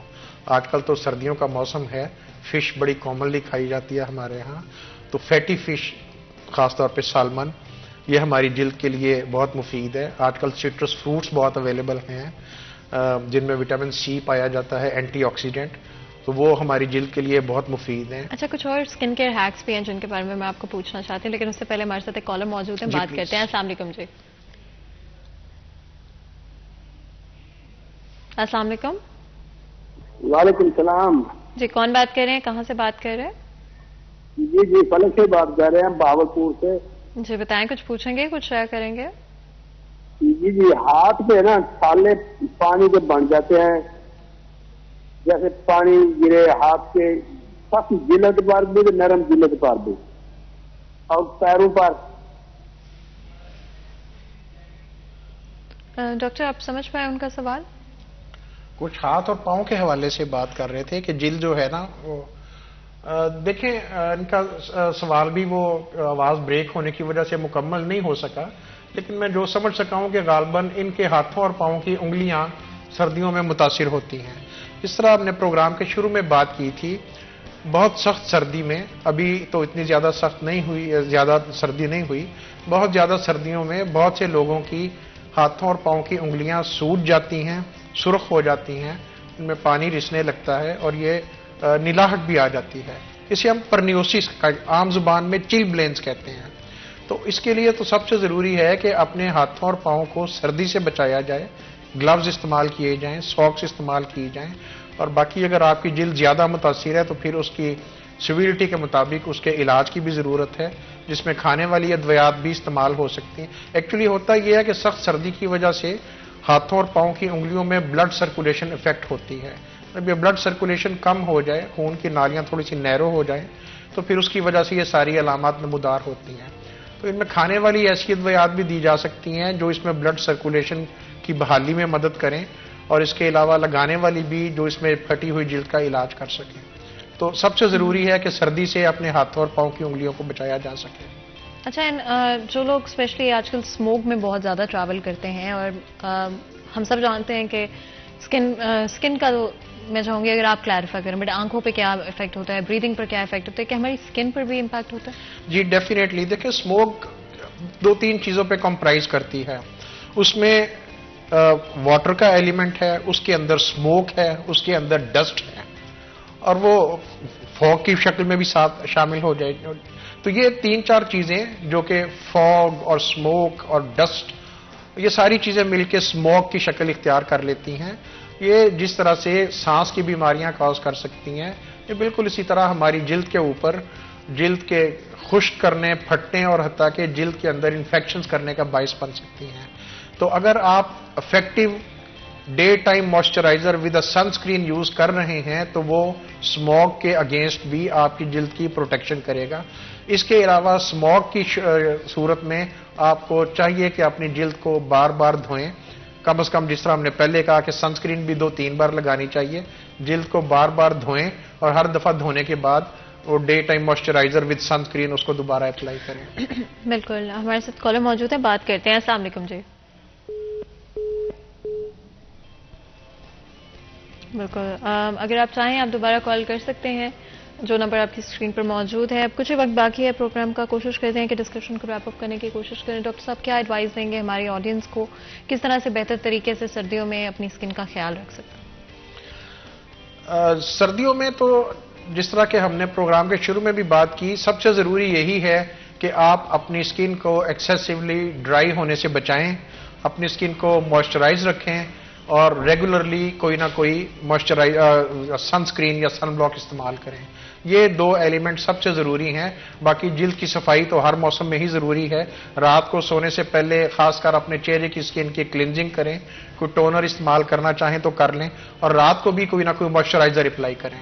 اور یہی 2-3 چیزیں ہیں جو سردیوں میں آپ کی جلد کو محفوظ رکھ سکتی ہیں. اینڈ کیا آپ کو لگتا ہے کہ جس طرح سے پانی فیصل آباد شہر کا پلیوٹ ہو چکا ہے، کیا اس کا بھی امپیکٹ ہوتا ہے ہماری اسکن کے اوپر؟ جی، فیصل آباد شہر کے پانی میں زیادہ علاقوں میں نمکیات بہت زیادہ پائی جاتے ہیں، اور اس کا جلد کے اوپر بھی افیکٹ ہوتا ہے. تو اگر آپ کے ایریے میں کارپوریشن کی واٹر سپلائی ہے تو بہتر ہے کہ پھر آپ اپنے نہانے دھونے کے لیے کارپوریشن کا پانی استعمال کریں. یہ پانی چناب سے یا دوسری جگہوں سے فیصل آباد لایا گیا ہے. جو زمینی پانی ہے جس میں کہ نمکیات زیادہ ہیں وہ آپ کی جلد پہ بھی مضر اثرات رکھے گا.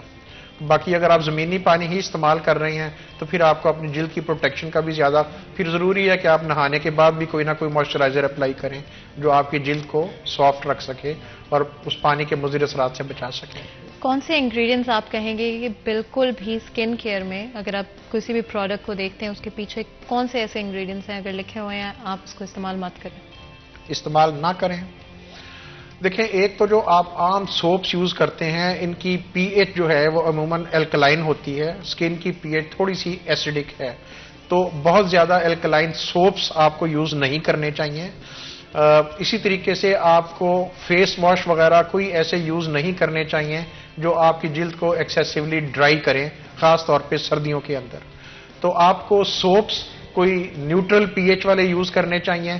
اسی طرح سے جن لوگوں کو اسکن پہ الرجیز کی پرابلم ہے انہیں اپنے سوپس یا فیس واش یا ہینڈ واش کے اندر ایسی چیزیں استعمال نہیں کرنی چاہیے جن کے اندر پرفیوم اور کلر ہو. بہت سی اسکن کی الرجیز پرفیومز اور کلرز کے ساتھ بھی زیادہ ہو جاتی ہیں. تو آپ ان چیزوں کو ایوائڈ کریں جو آپ کی جلد کو ڈرائی کریں. ایسے سوپس اور باتھ جن کی پی ایچ زیادہ ہو، الکلائن ہو، اس کو ایوائڈ کریں. اور پی ایچ عموماً فینسی پروڈکٹس پہ تو لکھی بھی ہوتی ہے، تو آپ کو نیوٹرل پی ایچ والی پروڈکٹس یوز کرنی چاہیے اور اپنی جلد کو پھر آپ کو بار بار موئسچرائز بھی کرنا چاہیے. ہمیں فیس واش کے لیے کس طرح کا صابن استعمال کرنا چاہیے؟ کیا ہمیں on a daily basis cleansing face wash استعمال کر سکتے ہیں یا ایک سمپل فیس واش زیادہ بہتر ہے؟ یہ ڈیپینڈ کرتا ہے کہ آپ کی اسکن टाइप या टेक्सचर उसका किस तरह से है। अगर आपकी स्किन ऑयली है तो आपको डिफरेंट फेस वॉश यूज करना चाहिए, अगर आपकी स्किन ड्राई है तो डिफरेंट फेस वॉश यूज करना चाहिए। ऑयली स्किन के अंदर तो यकीनन आपको ऐसा ही यूज करना चाहिए जो क्लिनजिंग भी करे और आपकी स्किन को की ऑयलीनेस को कम कर सके। लेकिन अगर आपकी स्किन ड्राई है तो फिर आपको क्लिनजर्स का इस्तेमाल कम करना चाहिए, फिर आपको ऐसे फेस वॉश यूज करने चाहिए जो स्किन को थोड़ा बहुत लुब्रिकेट रख सकें और मॉइस्चराइज रख सकें। एंड जिस तरह से आपने कहा कि बड़ा इंपॉर्टेंट होता है हाइड्रेशन, कितना इंपॉर्टेंट रोल प्ले करती है आपकी स्किन में? हाइड्रेशन तो बहुत जरूर, आपकी जिल्द में नेचुरली वाटर कंटेंट, हमारे जिस्म में वाटर कंटेंट बहुत ज्यादा है जिसका आप तस्वीर नहीं कर सकते, तो जिल्द की हाइड्रेशन मेंटेन रखना बहुत जरूरी है। जिस तरह मैंने पहले कहा, हमारी जिल्द के ऊपर एक नेचुरल लिपिड लेयर है जो स्किन की हाइड्रेशन को मेंटेन रखती है। इसमें ड्राइनेस की वजह से और फैक्टर्स की वजह से ये लिपिड लेयर डैमेज होती है, तो हाइड्रेशन को मेंटेन रखने के लिए आपको पानी की मुनासिब मिकदार, जिस तरह कहते हैं कि गर्मियों में 2 से 3 लीटर, तो सर्दियों में भी तकरीबन कम से कम 2 लीटर पानी रोजाना तो आपको जरूर पीना चाहिए, जो आपके जिस्म के दीगर हिस्सों की हाइड्रेशन के साथ साथ स्किन की हाइड्रेशन भी बेहतर रखे। और फिर स्किन से वाटर लॉस को बचाने के लिए जिस तरह की एक नेचुरल लिपिड लेयर है, अगर वो सर्दियों में डैमेज हो रही है तो फिर आपको मॉइस्चराइजर्स और लुब्रिकेंट्स यूज करने चाहिए ताकि उसका लॉस कम हो सके। जी डॉक्टर साहब, आपको बहुत बहुत शुक्रिया जो हमारे लिए, हमारे शो के लिए वक्त निकालने के लिए। यहाँ पर आज के प्रोग्राम का वक्त खत्म होता है, मुझे इजाजत है, अपना ख्याल रखें, अल्लाह हाफिज।